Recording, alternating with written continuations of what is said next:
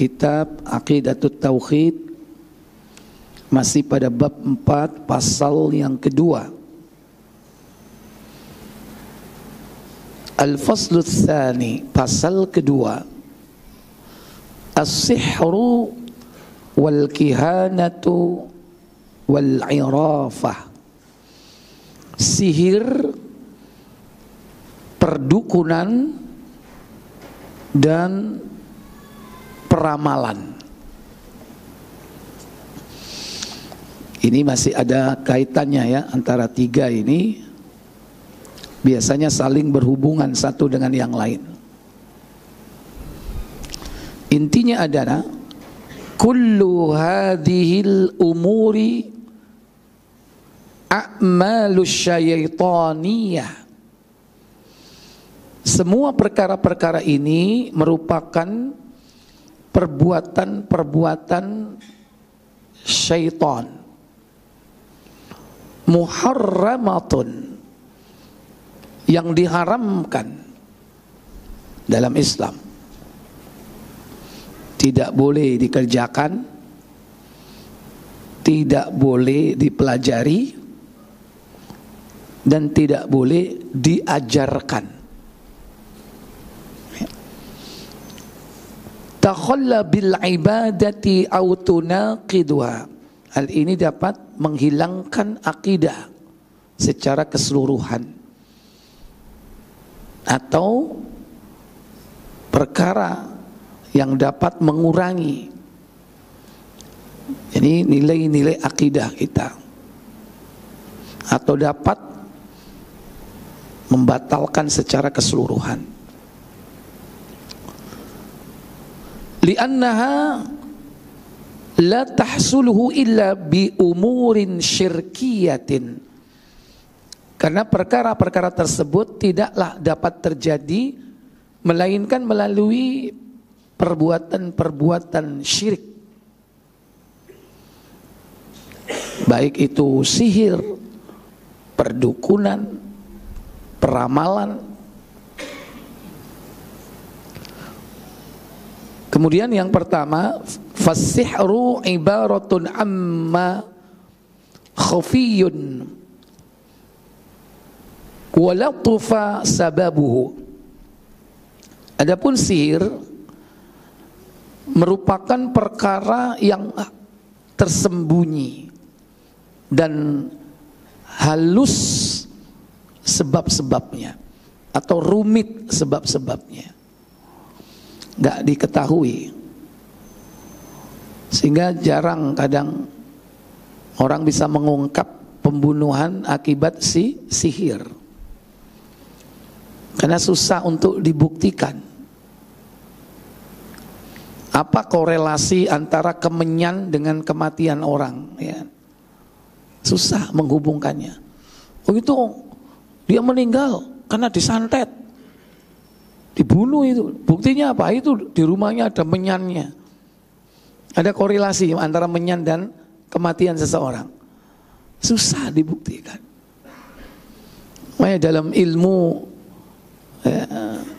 kepolisian ya, susah membuktikan orang yang meninggal karena disebabkan santet itu, dan susah untuk mencari siapa pelaku, otaknya siapa, pelakunya siapa, eksekutornya siapa. Kenyataannya orang ini mati padahal tidak ada sakit dan penyakit satupun. Tapi dalam Islam dipelajari bahwa sihir itu salah satunya dapat mengakibatkan orang mati. Summiya sihran li'annahu yaksulu bi umurin khafiyatin. Dikatakan dia sebagai sihir karena hal itu dihasilkan dengan perkara-perkara yang tersembunyi, yang halus. La tudriku bil absar, yang tidak tampak oleh mata kepala. Tidak tampak. wa huwa azaimun wa ruqa, termasuk di dalamnya jimat-jimat, warruqa, mantra-mantra. Itu sebetulnya sarana untuk memanggil, meminta jin melakukan sesuatu, termasuk dalam hal ini menjadikan orang sakit, atau sebaliknya dari sakit menjadi sembuh, menjadikan orang hidup menjadi mati, kalau mati menjadi hidup, enggak. Wa kalamun yatakallamu bi, atau perkataan-perkataan yang diucapkan. Copa, japu, suwo.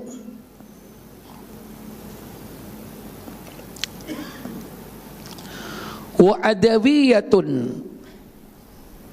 juga pengobatan. Ini melalui pendekatan kimiawi. Ada pendekatan kimia. Wa tadkhinat. Tadkhin yaitu pengasapan. Dalam hal ini ya pembakaran apa tadi? Menyan, bukan dupa. Beda menyan dengan dupa. Kita bakar dupa di rumah bisa, karena itu aromaterapi untuk mengharumkan ruangan, mengharumkan pakaian. Termasuk sering dibakar dupa di masjid. Pernah lihat bakar dupa di masjid? Syafi'iyah saya gak tahu, ya kan? Di Masjidil Haram bakar dupa, dimasukkan ke alat itu, digini-gini kan, digoyang-goyang, dibawa ke sana kemari untuk mengharumkan ruangan, aromaterapi, pengharum ruangan. Sece mbak nyenyan, bahannya aja lain bahannya. Yang satu ini bermuatan magis, menyan itu. Dan itu syaratnya dibisiki oleh setannya sendiri. Suruh bakar ini dan bakar itu. Itu syarat dari setannya.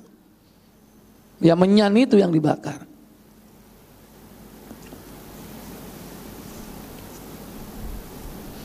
Walahu hakikatun, dan sihir itu memiliki hakikat. Walaupun nanti ada sihir-sihir yang tidak ada hakikatnya. Berupa apa? Khoyal, atau berupa halusinasi. Ada yang seperti itu. Tapi yang ada yang bersifat hakiki, benar-benar ada. Baik prosesnya maupun dampak dan hasil akhirnya nyata.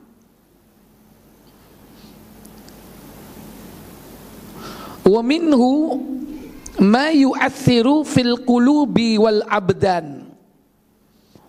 Di antaranya sihir itu ada yang dapat mempengaruhi hati,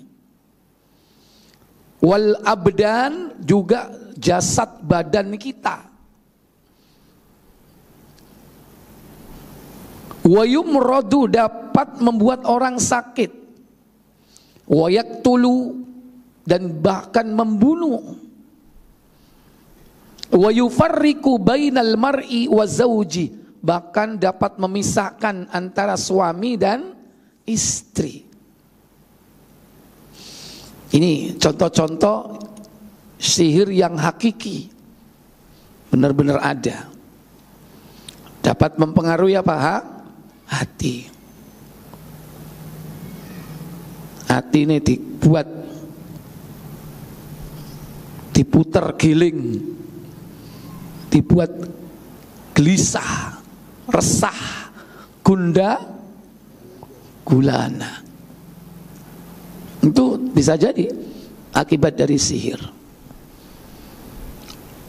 Kemudian sampai kepada badan. Badan ini bisa terpengaruh juga. Maaf, sampai bisa apa? Impoten, tidak bisa berdiri. Karena pengaruh daripada apa sih? Sihir itu.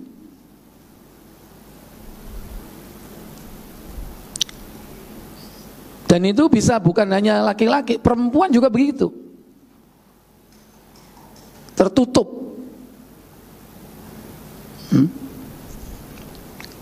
Ini sampai pengaruh kepada badan. Kemudian sampai nggak kelihatan matanya, buta.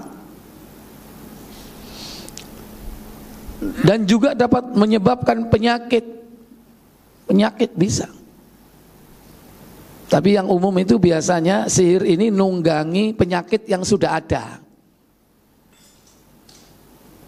Orang itu punya penyakit apa? Nah, jinnya itu bercokol di situ. Dia nunggangi penyakit itu supaya nggak kentara.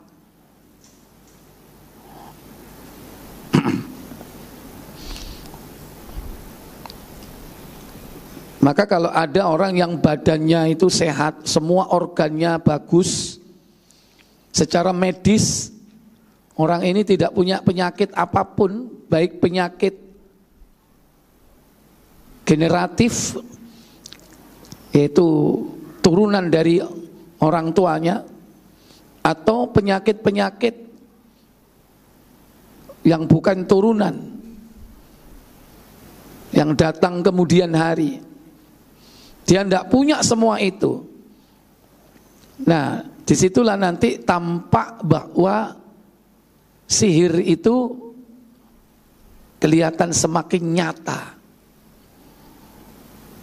Lah iya, wong iki lho diperiksa nang dokter, seluruh organnya sehat, tapi wetenge melembung. Dicek tidak ada apa-apanya, Pak. Kalau dia punya penyakit liver misalnya, dia bisa nunggangi penyakit itu. Sehingga orang, wetenge gede iku wetenge gede, polane apa? Loro liver. Maka tertutup sihirnya, nggak kelihatan. Karena diperiksakan secara medis, memang dia punya liver. Mungkin sampai pada tingkatan apa kalau perutnya gede? Mungkin hatinya sudah apa? Sirosis sudah. Wallahu a'lam. Kalau dia punya penyakit stroke, sumbatan di pembuluh darah otak misalnya, sihirnya bisa masuk ke situ. Ketika dideteksi yang tampak ya sakitnya itu. Tapi kalau organ otaknya sehat, gak ada apa-apa, tapi kok ngeluh terus, ngeluhnya pindah, mari kanan kiri, jadi ngeluh separuh, pindah, kanan kiri kanan, gak no mumet ya, dicek seluruh sehat, organ-organnya sehat. Nah situ tampak indikasi bahwa ini non medis, berarti sihir. Kalau orang punya penyakit yang ada pada pembuluh darah otaknya, maka di situ biasanya sihir numpang dia supaya nggak kentara.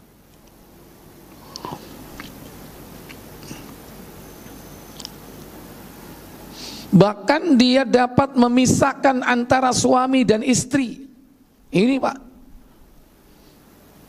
ini terutama orang-orang yang tidak suka suami istri hidup harmoni, iri, dengki sebagai asbab kenapa dia sampai mau berbuat seperti itu? Bisa jadi banyak alasan dia melakukan hal-hal seperti itu. Mengorbankan saudaranya sesama muslim untuk pisah suami dan istri. Makanya yang paling disenangi oleh iblis apabila syaitan itu mampu memisahkan antara suami dan istri. Kalau ada syaitan lapor kepada rajanya, lapor kepada iblis, berhasil membuat fulan begini dan begitu, kamu belum apa-apa. Disuruh dia melakukan yang lain. Disuruh untuk mencari amalan perbuatan yang berprestasi menurut mereka. Apa di antara yang paling berprestasi? Buka Muslim nomor 2408.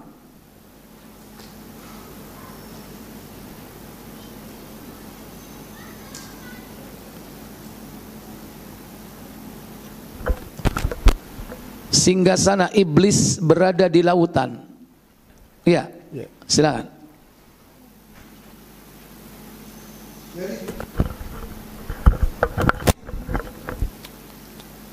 Dari Jabir radhiyallahu an, ia berkata, dia mendengar Rasulullah SAW bersabda. Apa sabda beliau?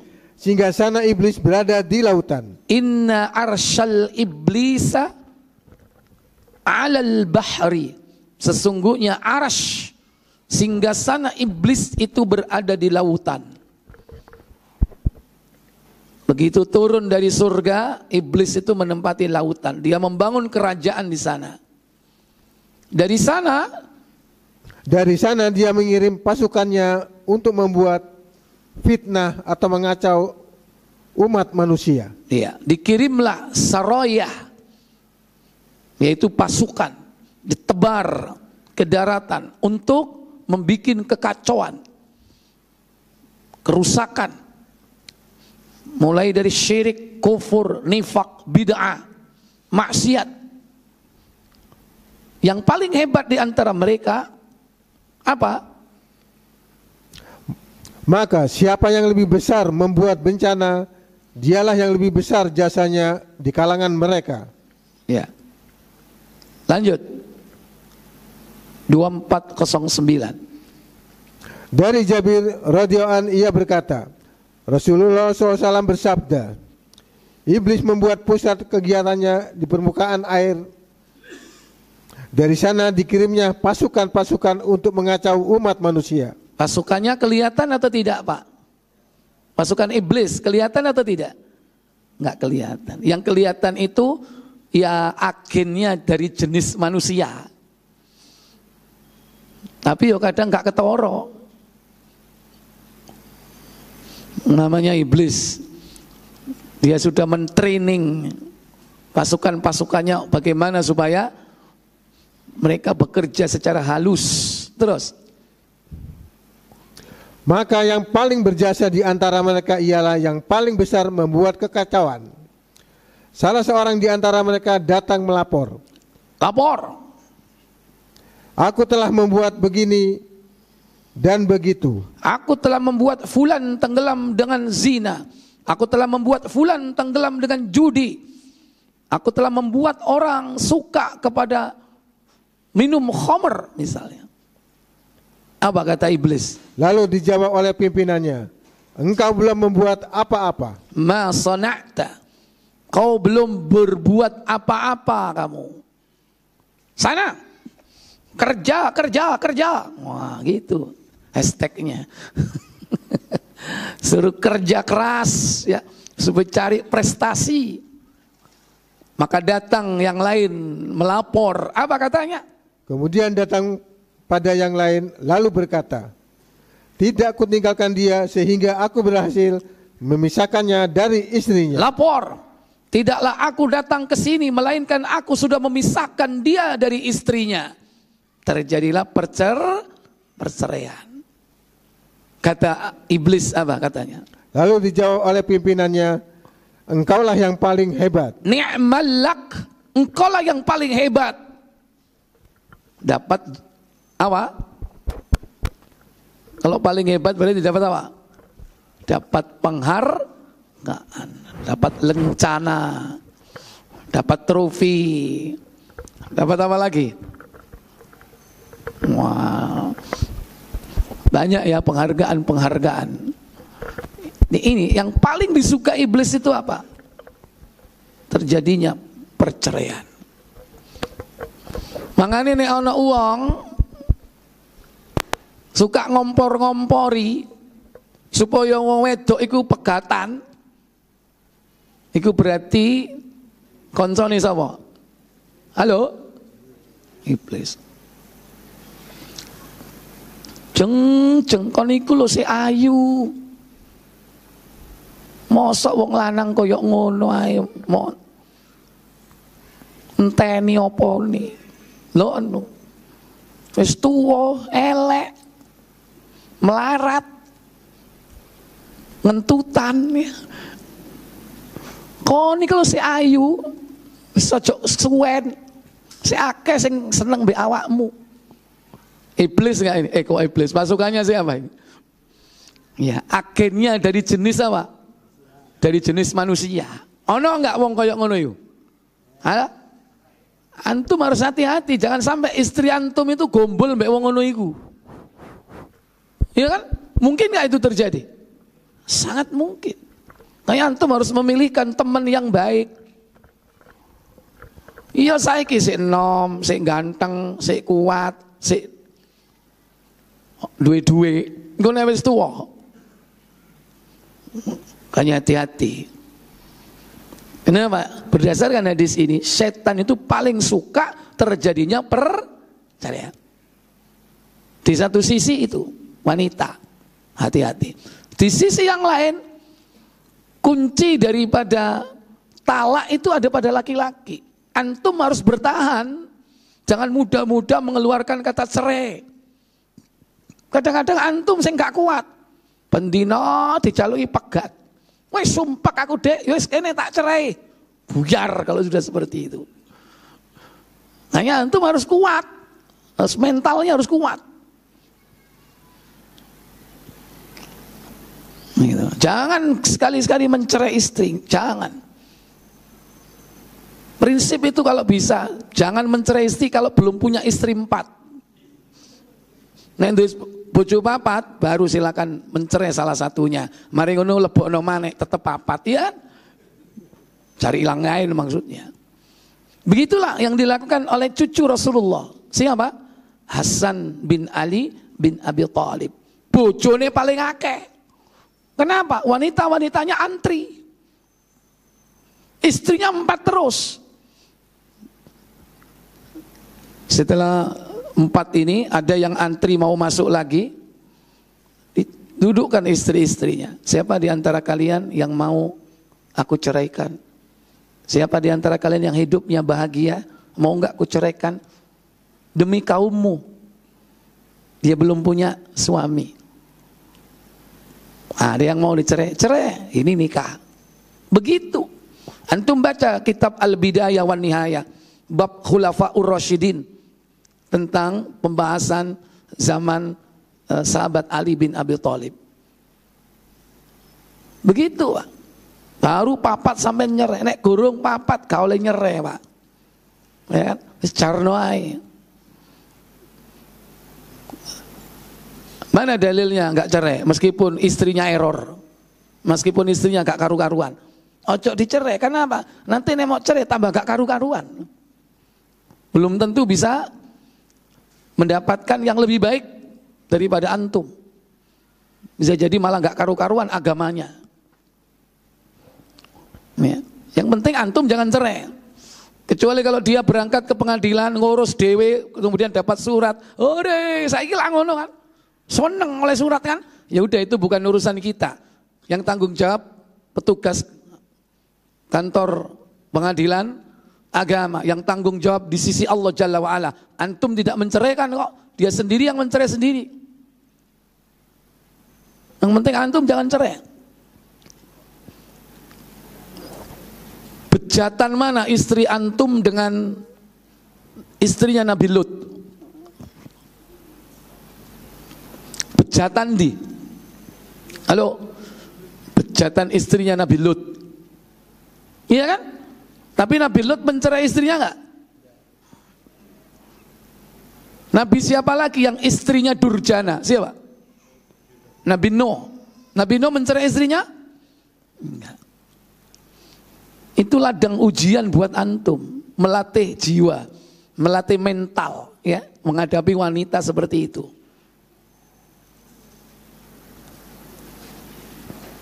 Kok menengah itu aneh, ya, mendalami gitu aneh.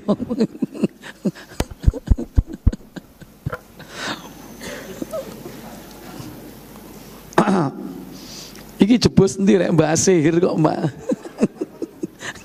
Kok masalah itu? Ya ini kaitannya dengan apa?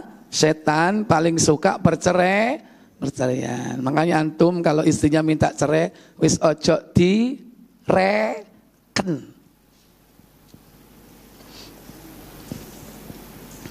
Baik. Kemudian wa ta'thiruhu biiznillahil kaunil qadari. Dampak pengaruh dari sihir itu semua atas izin Allah secara kauniyah dan qadariyah. Ya, ini berlaku hukum sebab akibat. Cuman kadang kita tidak tahu sebabnya, tahu-tahu akibatnya. Lu moro-moro kok loro, moro-moro kok mati. Kadang tidak tahu prosesnya seperti apa. Karena memang jin ini bisa membantu manusia untuk melakukan sihir tanpa diketahui oleh manusia yang lain. Secara umum bangsa jin itu tidak tampak oleh manusia, tetapi jin itu dapat melihat manusia. Secara strategi dan taktik kita sudah kalah. Dan itu memang sunatullah. Dalam surah Al-A'raf ayat 27. Ya, innahu yarakum huwa wa qabiluhu min haitsu la tarawnahum. Sesungguhnya dia jin dapat melihat kalian, demikian pula kabilah mereka. Jin itu sama, berbangsa-bangsa dan bersuku-suku. Punya kelebihan tertentu secara spesifik. Ada yang bisa terbang, ada yang bisa nyelam, ada yang bisa merubah dirinya jadi bentuk-bentuk yang diimajinasikan oleh manusia. Ada suku-suku yang membantu dalam hal-hal tertentu. Nah, kadang kita tidak tahu bagaimana proses mereka melakukan itu. Tapi tahu-tahu kita mendapati saudara kita sakit, kemudian ada yang bahkan sampai mati. Kalau enggak sakit, enggak mati, apa? Gila. Dijadikan atau dibuat gila dia. Ini. Wa huwa amalun syaitaniyun, dan itu adalah merupakan amalan syaitan. Wa katsirun minhum la yatawassalu ilaihi illa bisyirki, dan sebagian besar darinya tidaklah diperoleh hal itu melainkan melalui proses kesyirikan.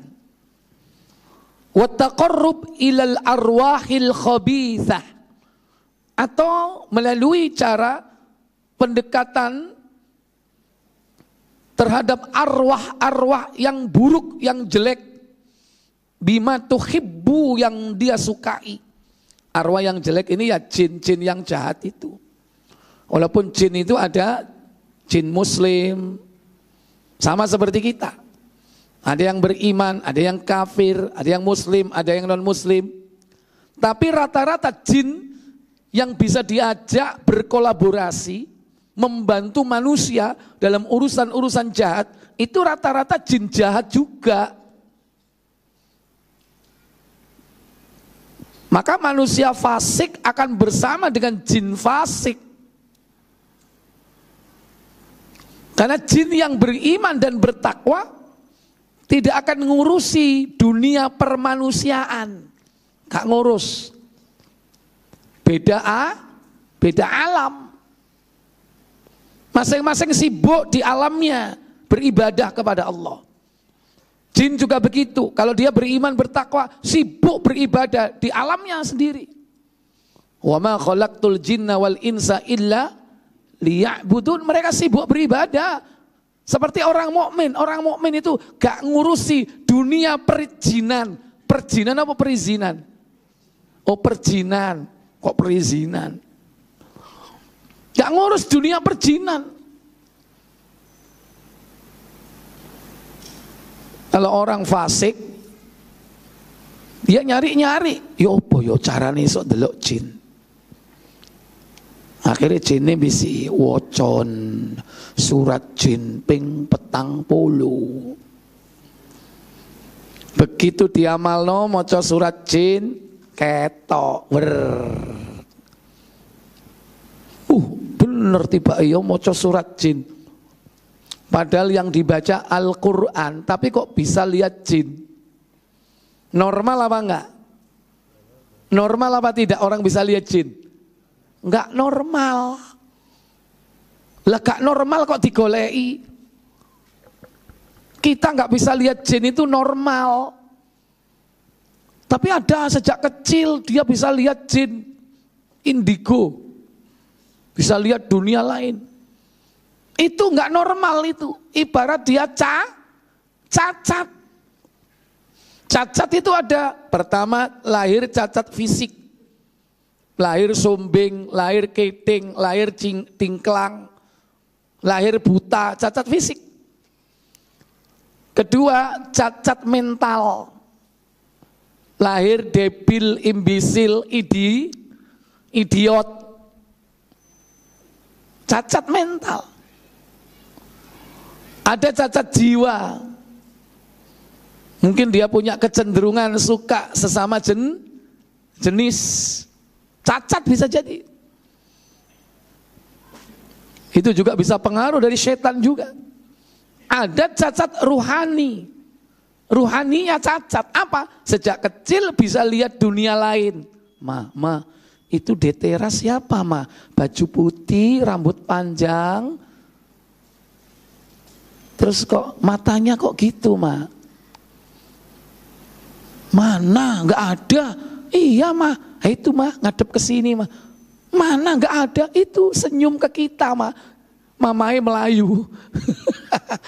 Anaknya sih kendel ya kan karena kecil bayi wis delok ngono-ngono biasa. Itu cacat itu. Semua dari 4 cacat ini solusinya apa? Al-Quran dan As-Sunnah. Semua termasuk yang terakhir tadi itu. Suruh dia menghafal Quran.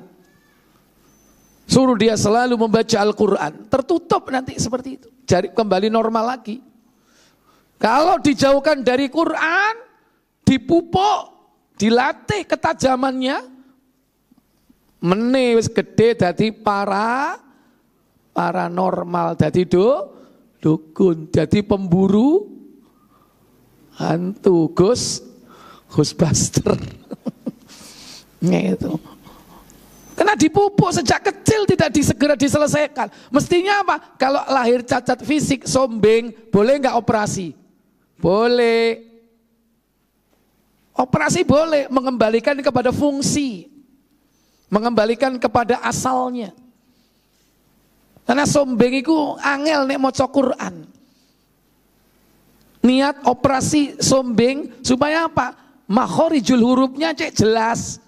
Cek gak ngowos terus. Tujuannya itu. Mengembalikan ke normal. Bukan yang sudah normal dioperasi merubah ciptaan Allah.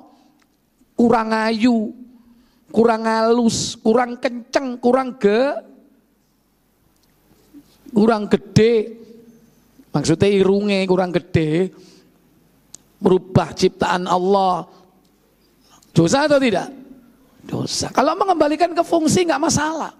Nah seperti itu contoh, cacat. Sama ketika cacat ruhaninya, kembalikan ke fungsinya. Supaya kemampuan seperti itu tertutup. Sebagaimana Ibnu Sayyad ketika ditanya oleh Rasul, Ibnu Sayyad, apa yang kau lihat di depanmu? Aku melihat singgasana di atas air. Berarti dia melihat singgasananya siapa? Iblis. Langsung ditutup sama Rasulullah. Nggak ada gunanya kau bisa melihat seperti ini. Seret, hilang bisa. Itu nek ono Rasul.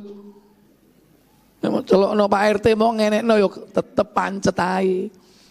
Nah, kita solusinya apa? Al-Qur'an. Makanya kecili dikenalkan Al-Qur'an, dibacakan Al-Qur'an, didekatkan dengan Al-Qur'an, suruh hafal Qur'an, setiap hari baca Qur'an, normal nanti. Cacat jiwanya. Ojo malah dipupuk. Ya. Jadi pendekatan kepada ruh-ruh yang jahat yang mereka cintai. Wa tawassulu ilal istikhdamiha bil isyraki biha. Dan hal itu dilakukan, dihasilkan melalui cara pelayanan atau al-istikhdam. Pelayanan jin itu terhadap manusia dengan pendekatan syirik. Makanya jin itu kadang-kadang menggiring pelan-pelan manusia supaya berbuat syirik. Pelan, halus. Awalnya pura-pura. Bos, siap, saya akan mengikuti bos setiap perintah. Apa yang dimaui bos, saya siap. Kerjakan. Ada orang yang diikuti oleh jin, Pak. Nawarkan diri. Untuk apa? Ngawulo. Menjadi apa? Menjadi pelayannya, menjadi cantriknya, menjadi santrinya. Awalnya begitu. Jadi diikuti. Kemana-mana diikuti.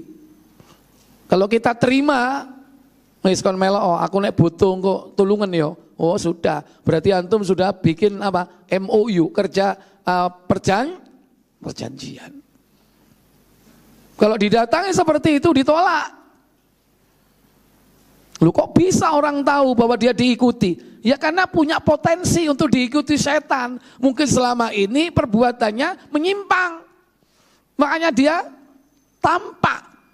Kalau tidak tampak secara fisik, mungkin hanya berupa suara. Atau dia hadir di dalam mimpi, menawarkan proposal untuk mau bekerja sama. Kalau diterima, antum hebat. Punya kesaktian, kehebatan. Tapi bekerja sama dengan jin ini tidak akan membawa apapun kecuali dosa-dosa dan kesalahan-kesalahan. Sebagaimana firman Allah dalam surat Jin, surat 72 pada ayat ke-6. Wa annahu kana rijalun minal insi ya'udzuuna birijalin minal jin. Ya'udzuuna birijalin minal jinni fazaduhum rahaqa. Apa katanya? Dan bahwasannya ada beberapa orang laki-laki di antara manusia meminta perlindungan kepada beberapa laki-laki di antara jin. Maka jin-jin itu menambah bagi mereka dosa dan kesalahan. Fazaduhum rahaqa. Tidaklah menambah apapun bagi orang itu melainkan dosa-dosa dan kesalahan. Ngene wis gak usah kepingin duwe jin. Ustadz, aku butuh kayak bodyguard. Wingi ono diskon, didol, murah, sak jutaan. Ada itu yang jual jin-jin gitu itu. Dulu di majalah, tabloid, sekarang online Pak.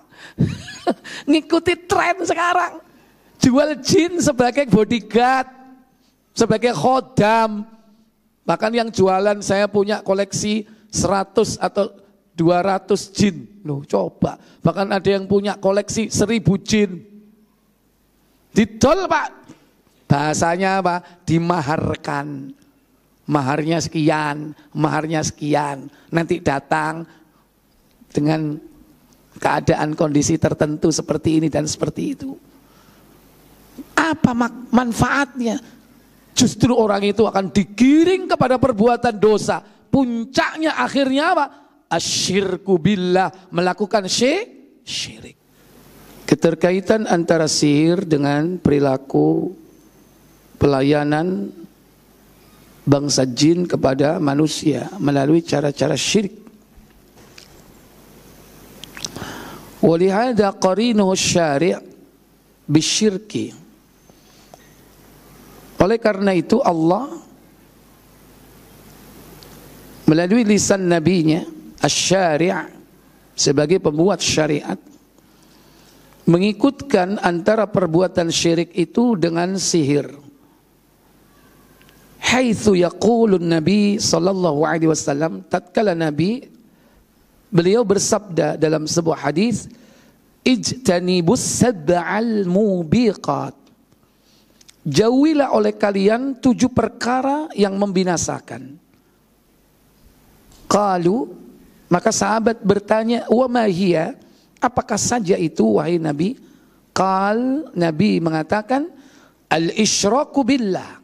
Syirik kepada Allah, was-sihru, dan sihir. Jadi 7 itu urutannya itu syirik, habis itu apa sih? Sihir. Diikutkan sihir itu setelah syirik. Al-hadis ya, di sini rawahul Bukhari wa Muslim. Fahuwa dakhilun fi syirki minan nahiyatain. Dia termasuk kategori syirik karena 2 sisi. Sebab kenapa dia termasuk kategori syirik? Pertama, an-nahiyatul ula, al-awwal, ma fihi min istikhdam syayatin. Yani apa yang ada pada sihir itu pelayanan syaitan. Istilahnya ilmu apa kok? Kodam ya. Khodam ya. Wa ta'allaqu bihim wa taqarrabu ilaihim bima yuhibbunahu. Di mana dia bergantung kepada jin itu, kepada syaitan itu ya. Dan mendekatkan diri kepada setan-setan itu dengan apa yang dicintainya. Ya suka-suka setannya. Tolong golekno perawan. Orangnya ini disuruh cari perawan, maka carilah dia perawan. Apa yang disukai sama jin itu? Golekno getene manuk. Manuk apa? Jawaban rek cok pura-pura. Manuk gagak emprit kaya apa? Anyar mana iki? Golekno getene manuk gagak. Nek ngono getene ayam sing angel-angel iki lho. Jadi dengan usaha dia cari, itu setan itu seneng delokon, tak kongkon nurut. Kapok kon golek gak nemu-nemu. Setan wis metengkelek. Tujuannya kan itu, ngerjain kita.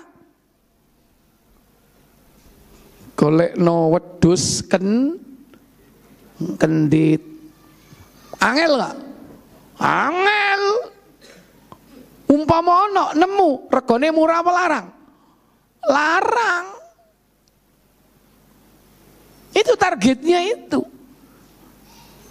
Jadi manusia itu diharapkan tunduk, patuh, taat kepada mereka. Kalau sudah tunduk, patuh, taat kepada mereka, oh senang dia. Makanya dia mau melayani. Siap bos, sampean kepingin opo, tapi syaratnya iki bos. Syaratnya ada, oh iya, dikerjakan.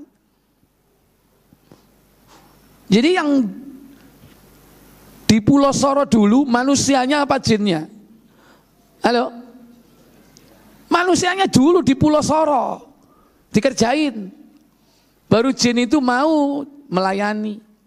Itu pun melayaninya tidak 100%. Sampai saya dibujui mana engko. Ya. Dan kadang minta kompensasi. Bahasanya minta tumbal. Bisa jadi itu nanti tumbalnya keluarganya sendiri. Dibuat anaknya gila, dijadikan istrinya sebagai korban, ya. Macam-macam itu. Gara-gara sing lanang kepingin sakti, gara-gara kepingin soge. Kalau kepingin soge, ingun nih, kayak iya kan? Wis di training, ya. Wis di training supaya pinternya nyolong. Tapi syaratnya iki ya bojomu kongkon nyusoni, kan itu dikerjain. Ini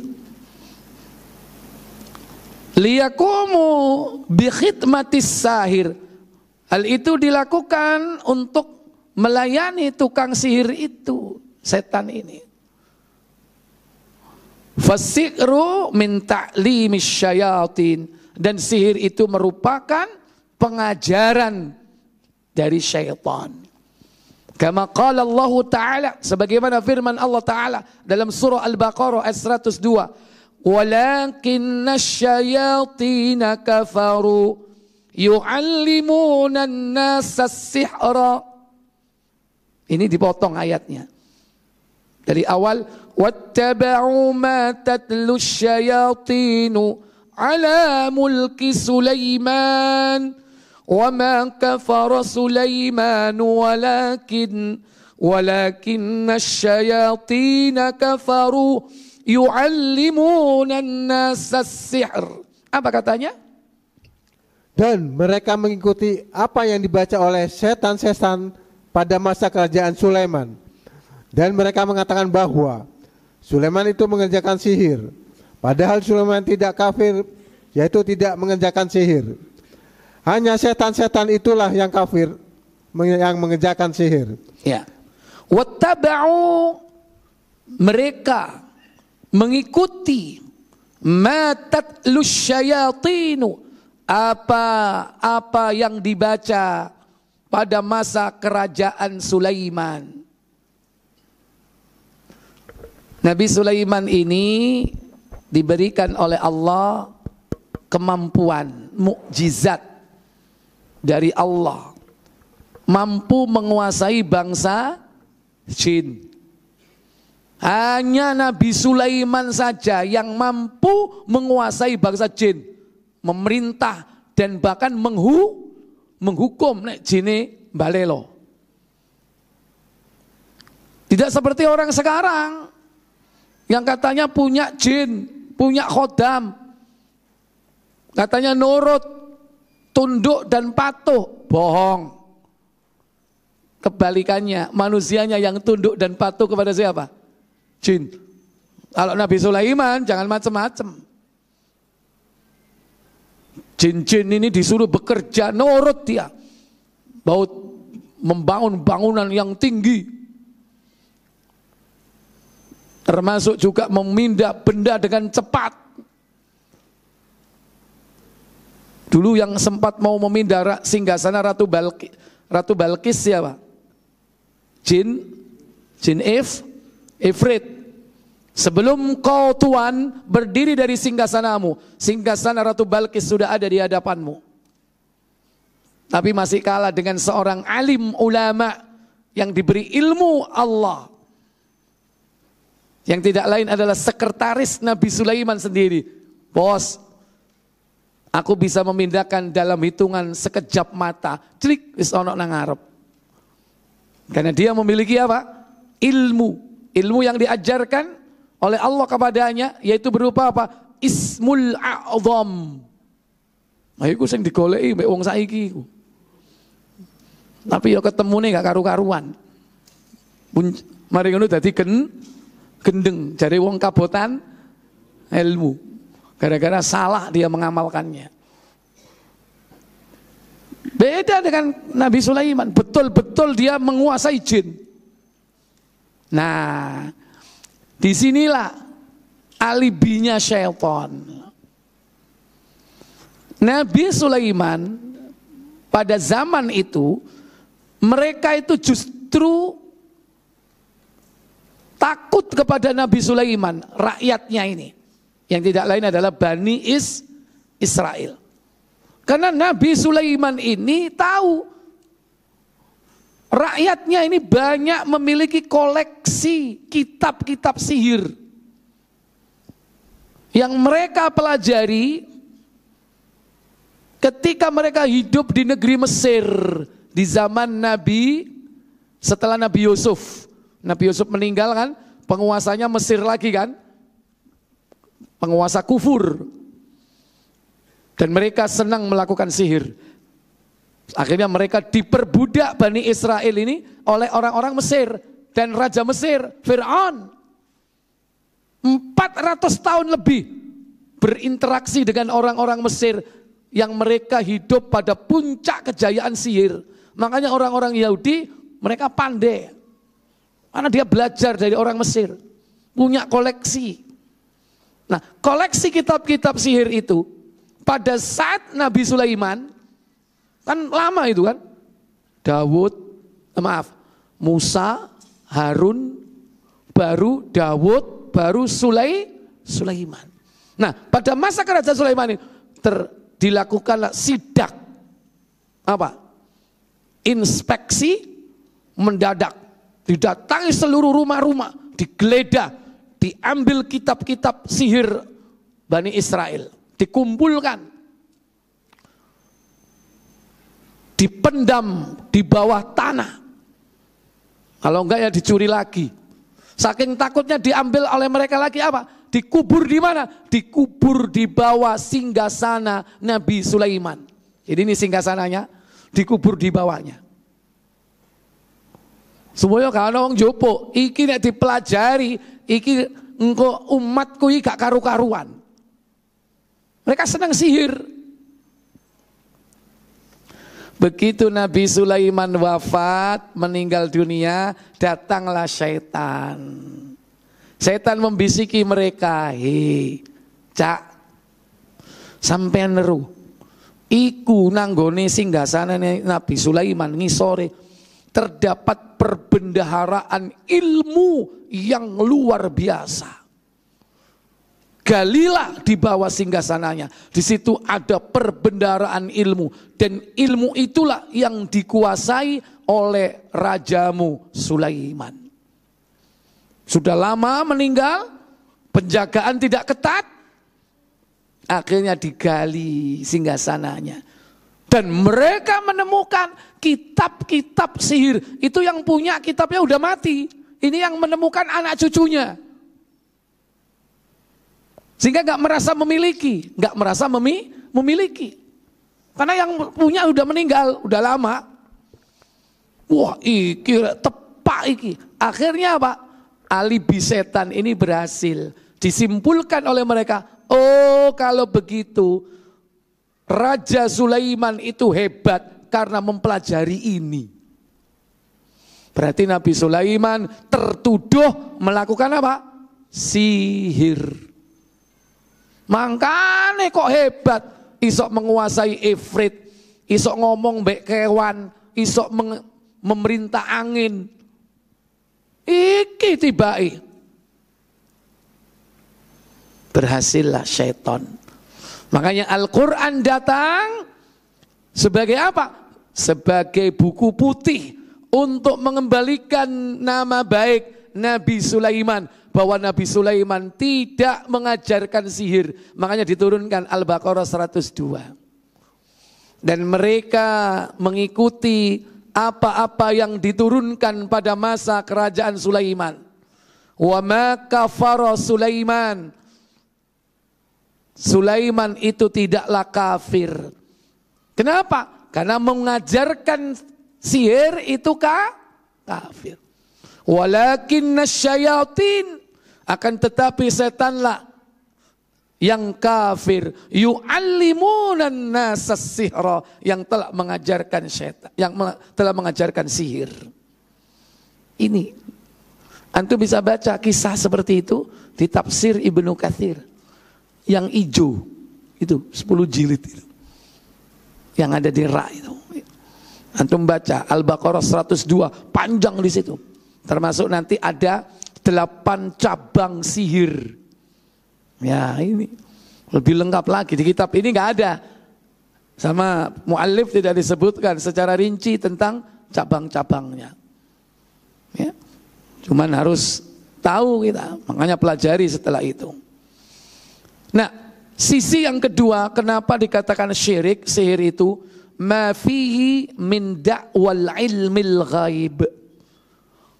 Karena sihir itu mengklaim bahwa dirinya, pelakunya mengerti ilmu yang gaib. Wada'a musyarikatullahi fi dzalik, dan mereka mengklaim berkolaborasi, bersekutu dengan Allah. Kan hanya Allah mengerti perkara yang gaib. Sementara dia juga menyampaikan perkara yang gaib. Seakan-akan dia bersekutu dengan Allah. Ini klaim yang batil. Wa hadza kufrun wa dhalalun. Hal itu merupakan kekufuran dan kesesatan. Qala ta'ala, sebagaimana firman Allah Ta'ala, walaqad alimu laman ishtarahu ma lahu fil akhirati min khalaq. Dan sungguh mereka mengetahui bahwasannya apabila mereka menukar sihir itu dengan agama atau kehidupan akhirat, sungguh dia tidak akan mendapatkan apapun. Wa idza kana kadzalika fala syakka annahu kufrun wa syirkun. Jika keadaannya demikian, maka tidak diragukan lagi bahwa hal itu merupakan kekufuran dan kesyirikan. Yunaqidul aqidah. Dan hal itu dapat membatalkan akidah. Wa yajibu qatla muta'atihi. Dan wajib, yakni dihukum pelakunya itu dengan diperangi dan hukumannya dibunuh. Tukang sihir itu dibunuh hukumannya. Wajib diperangi para pelakunya. Kama qatalahu jama'atun min akbaris sahabah radhiyallahu ta'ala anhum. Sebagaimana dulu para sahabat, mayoritas mereka memerangi pelaku-pelaku sihir. Wa qad tasahalan nasu fi sa'nis sahir wasyihri. Tapi sekarang orang meremehkan, menggampangkan perkara sihir dan tukang sihirnya. Dijarno, malah dikasih panggung, malah dikasih kesempatan. Malah sekarang masuk ke televisi, jadi artis. Di situ dia kemudian acting, mempraktekkan sihirnya. Hati-hati. Makanya antum nggak usah lihat TV mainstream, sudah saatnya ditutup, diganti dengan TV dakwah tauhid, dakwah sunnah. Ganti itu. Socok gawe isa kok delok program-program TV mainstream. Ganti Roja, ganti Wesal, ganti Insan TV. Ya, ganti apa Mlek? Ya banyak sekali sekarang TV yang isinya memupuk keimanan, mempertebal akidah, dan membersihkan kita dari syirik dan kufur. Baik Bapak Ibu saudara sekalian, insya Allah yang akan datang baru kita akan bahas al-kihanatu wal irafah, yaitu perdukunan dan peramalan. Kalau ini tadi sihir, ya. Wallahu a'lam. Sebelum saya tutup, ada pertanyaan? Silakan. Ya. Apakah setiap muslim itu berpotensi kena sihir? Sangat berpotensi. jika dia tidak memiliki benteng perlindungan. Makanya yang dapat menghindarkan kita dari godaan syaitan. Sihir itu kan ada peran syaitan kan? Ada nggak peran syaitan? Ada. Makanya kita minta kepada Allah perlindungan dari syaitan. Yang salah satu agen daripada sihir itu adalah syaitan. Syaitan itu minal jinnati wan nas, dari jenis jin dan manusia. Makanya kita dianjurkan membaca al-mu'awwidzat, 3 perlindungan, al-ikhlas, al-falak, an-nas. Setiap pagi, setiap petang, ba'das shalah, qablan naum. Kita baca enggak al-mu'awwidzat itu? Kita baca. Itu perlindungan. Karena kita ini hidup tidak jauh dari mereka, dari setan. Yang kadang setan ini dimanfaatkan oleh orang-orang yang jahat, iri, dengki kepada kita. Salah satu contoh saja penyakit ain. Ya, bisa nggak kita kena penyakit ain? Pandangan mata yang dilandasi oleh kedengkian. Di situ ada peran setan yang bermain di sana. Sehingga seorang jadi sakit, anak jadi sakit. Gara-gara kena penyakit apa? Ain. Walaupun awalnya bukan kebencian, kekaguman. Anak kita lucu, cantik atau ganteng. Ada orang, Masya Allah, anaknya sampean yo cek gantengnya, kayak golek. Kayak golekan, gemes aku. Habis itu setan mampir, menimbulkan sikap iri. Lah iya, anake gantenge koyo ngene. Mboke blegadus koyo ngono. Ya, kok gak cocok itu aneh. Seje aku lho wayu. Anakku kok koyo ngene. Kayak kok wali aneh ya. Ada iri, dengki. Akhirnya anak ini jadi apa? Sakit, panas. Makanya kalau ada orang muji seperti itu, doakan anak kita, barakallahu fik, Allahumma yubarik, ya kan? Doakan anak kita. Masya Allah, tabarakallahu lak. Ya. Doakan anak kita supaya tidak mampir itu penyakit ainnya. Karena kalau enggak, penyakit ainnya mampir, sakit anak ini. Bagaimana cara mengobatinya? Cara mengobatinya apa? Orang yang bersangkutan suruh mandi atau wudhu, airnya kita bawa, kita guyurkan, kita basuhkan kepada anak ini. Itu cara Nabi mengobati penyakit ain. Pertanyaannya, sampean kober gak jaluk banyu nih? Ya kan? Kadang-kadang orang ini aja gak tahu kalau itu sebabnya karena ain. Moro-moro teko, jeng, aku njaluk banyu wudhumu. Loh, apa? Iya, iki carane gawe ngobati penyakit ain, gawe banyu wudhuke sampean. Loh, sapa sing ngene ain? Iya anakku gara-gara sampean wingi. Oh, ngamuk enggak? Wah, ngamuk, wis tukaran akhirnya. Gak jadilah pengobatannya. Gara-gara prosesnya terhambat. Ini baru contoh sihir penyakit ain. Belum lagi cabang sihir. Ya, menurut Ar-Razi di sini disebutkan ada 8. Salah satu cabang sihir apa? Sulap. Sulap itu cabang sihir. Karena sihir itu kedustaan, kebohongan. Bisa jadi itu halusinasi. Ada sihir takhayyali, ada sihir halusinasi. Ya, sihir, hati-hati. Jangankan kita, Nabi Sulaiman alaihissalam dulu kena sihir. Ketika tongkat dan tali-tali tukang sihirnya Fir'aun dilemparkan, tongkat itu merayap dengan cepat bagaikan apa? Ular. Nabi Musa, tadi saya Nabi Sulaiman sama Musa. Nabi Musa kan berhadapan dengan Fir'aun. Fir'aun punya ribuan tukang sihir. Terjadi perhelatan besar. Mana yang menang? Antara sihir tipuan dengan mukjizat Nabi Musa. Ular besar. Ternyata tongkat dan tali itu bergerak bagaikan ular. Nabi Musa kaget. Loh, ular, takut. Makanya Allah berfirman, jangan takut kau Musa, engkau sesungguhnya yang menang. Lemparkan tongkatmu, jadi ular gede dilek kabeh. Jadi wong anaconda. Iki ya, gak maca ceritane wis kedisian film anaconda ya kan. Ada yang mengatakan iku naga. Iki manek siji manek nek naga ya kan. Tidak dirinci apakah ular itu seperti ular apa jenisnya, kita tidak tahu. Tapi yang jelas dia menelan seluruh tongkat dan tali tukang sihir. Saya tanya, yang tadi bergerak seperti ular, itu ular bener apa enggak?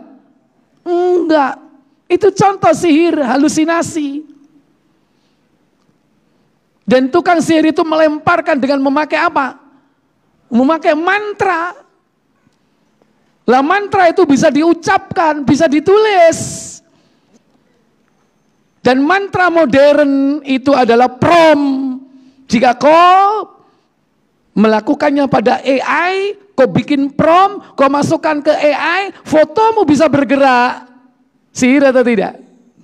Sihir atau tidak? Sihir modern itu. Hati-hati antum. Ya. Sekarang sudah trennya pakai sihir-sihir modern. Sihir dengan teknologi. Pakai bahasa pemrograman, pakai coding, pakai prom, antum membuat di situ sesuatu bisa bergerak. Dari kata-kata bisa jadi benda makhluk hidup enggak? Sekarang orang enggak perlu menggambar, melukis. Cukup dengan kata-kata. Tinggal generate langsung jadi apa?